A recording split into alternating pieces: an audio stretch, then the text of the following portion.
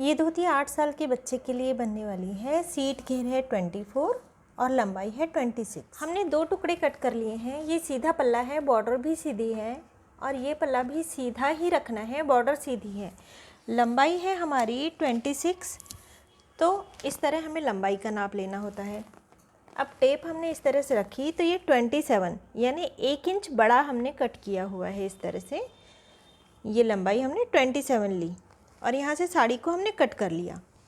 अब इस तरह से भी लंबाई का 2 गुना -5 इंच इस तरह हमें लेना होता है। लंबाई है हमारी 26, 1 इंच हमने बढ़ा लिया है यहाँ से, लेकिन लंबाई हमारी 26 है।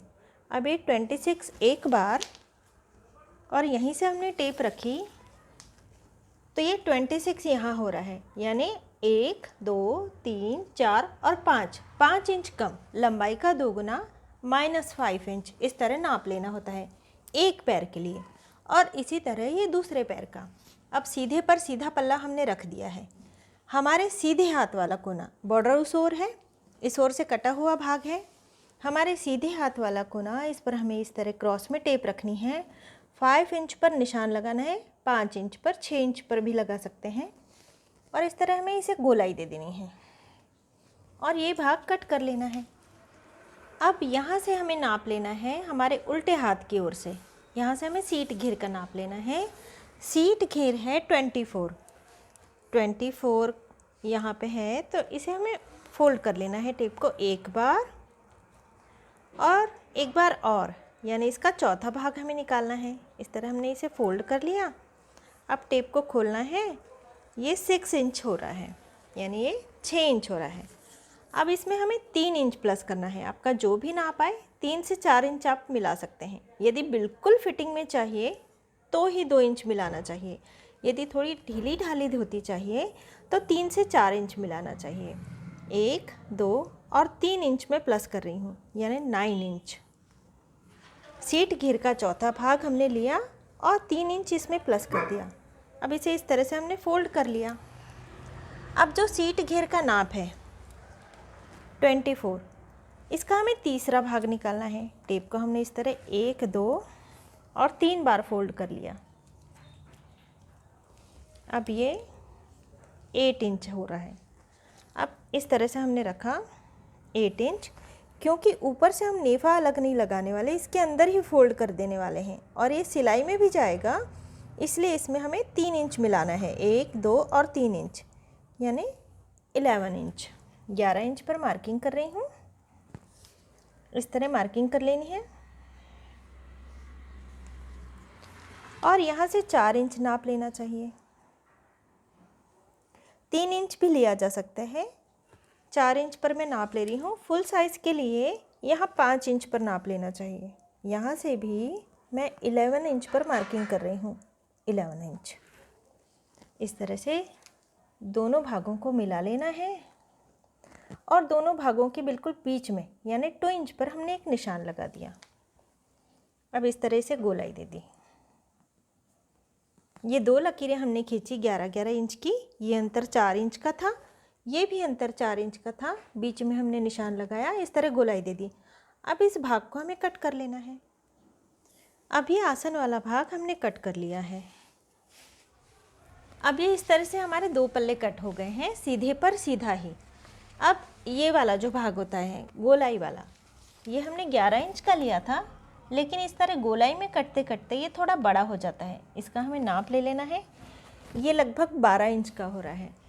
तो ये वाला हिस्सा जो सीधा कटा हुआ है, इसे हमें बिल्कुल बारीक बारीक चिमटियाँ लेकर 12 इंच का कर लेना है। इस पल्ले को भी और इस दूसरे पल्ले में भी सीधे भाग में चिमटियाँ ले लेनी है। अब हमने दोनों पल्लों में चिमटियाँ लगा ली हैं। अभी ये बॉर्डर वाला हिस्सा सीधा है, इसे पीछे की ओर पलटा देना है। बॉर्डर को उल्टा कर लिया हमने। अब इस चिमटी वाले भाग को पकड़ना है, बॉर्डर को, और यहाँ रखना है। इस तरह से हमने रख दिया और इसे बिल्कुल सीधा कर लेना है। और आसन का ये वाला भाग इन चिमटियों के साथ हमें सिल लेना है। इसे हमने इस तरह से फोल्ड किया और इस तरह से इस चिमटियों के साथ इस भाग को सिल लेना है। अब ये सिलाई लगाकर चुन्नटों का हमने एक पल्ले में जोड़ लिया है। यहाँ से ये इस तरह से दिखाई देगा और यहाँ से इस तरह से। अब जो दूसरा पल्ला है, दूसरे पल्ले को भी बॉर्डर को पीछे की ओर जाने देना है इस तरह से। यहाँ बॉर्डर उल्टी है, इस बॉर्डर को उठाकर जहाँ पर हमने चिमटियाँ ली हैं यहाँ पे रखना है, बिल्कुल बीच में। और आसन का ये वाला भाग, जिस ओर ये बड़ा हिस्सा है, ये वाला आसन का भाग इस पर पलटा देना है और चिमटियों वाला भाग और ये भाग दोनों को आपस में सी लेना है। अब ये दोनों पल्ले इस तरह से दिखाई देंगे। ये आसन वाला भाग, ये सिंगल पल्ला है, पीछे के पल्ले डबल, एक चुन्नट वाला और पीछे वाला प्लेन। इसी तरह से ये वाला भी भाग, ये सिंगल पल्ला और ये चुन्नट वाला और पीछे का प्लेन, ये दोनों भाग जुड़े हुए हैं, ये सिंगल पल्ला है। अब इस ओर आसन वाला भाग है और इसका आसन वाला भाग उस ओर जा रहा है, इसलिए हमें आसन वाले भाग को इसके पास लाना है और इस तरह से ये है। तो ये वाला आसन वाला भाग इस तरह करके हमें सिलाई लगानी है, इस तरह सिलाई लगाते जानी है। और ये वाला भी आसन वाला भाग इस तरह से पूरा जोड़ लेना है, यानी यहाँ तक जोड़ लेना है। अब ये आसन वाला भाग जोड़ने से ये गोल घेरा तैयार हो जाएगा। अब ये हमने सिलाई लगा ली है यहाँ से यहाँ तक और ये गोल घेरा तैयार हो गया है। अब ये एक साइड का भाग ये इस तरह से, ये गोल कटा हुआ हिस्सा इस तरह से है और ये पीछे वाला भाग, यहाँ भी ये इसी तरह से एक पल्ला है।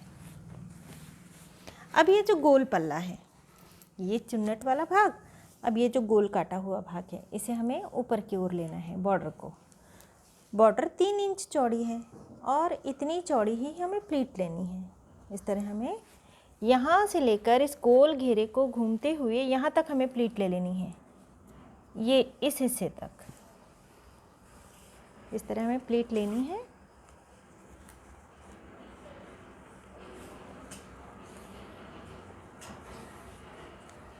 और ये सिलाई वाला भाग, ये सिलाई वाला भाग और इस बॉर्डर के बीच वाला भाग, इन दोनों भागों को इस तरह से मिलाना है और सिलाई लगाकर इसे फिक्स कर देना है। इसी तरह से ये पीछे वाला सिलाई वाला भाग, यहाँ पे भी ये एक पल्ला है, ये इस तरह से है, ये सीधा और ये गोल वाला भाग और ये बॉर्डर। अब इस बॉर्डर की भी हमें इसी तरह से प्लीट लेनी है।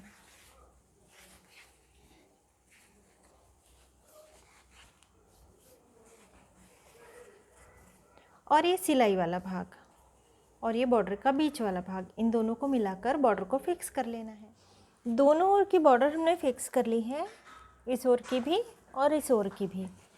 अब ये मैंने पट्टी ले ली है, 2.5 इंच चौड़ी है और एक कमर घेर के बराबर है। 2 बार फोल्ड करने के बाद इस तरह मैंने सिलाई लगा ली है। अब इसे इस तरह से रखना है ऊपर और पूरे में सिलाई लगा लेनी है। इसके बाद इसे पीछे की ओर पलटा लेना है पूरी तरह से, एक बार फोल्ड करना है और यहाँ से भी सिलाई लगा लेनी है। इसमें से हम नाड़ी पिरोएंगे।